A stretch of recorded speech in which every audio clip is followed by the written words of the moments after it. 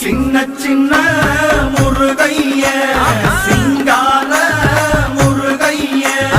கொஞ்சி கொஞ்சி தமிழ் பேசும் செந்தில் வடிவேலனவ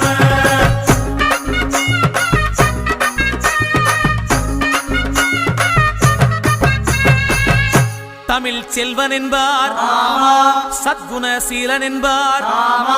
மயூர வாகனன் என்பார், மருதமலை ஆண்டவன் என்பார், சென்னிமலை சுவாமி என்பார், சிவன்மலை வேலா என்பார்,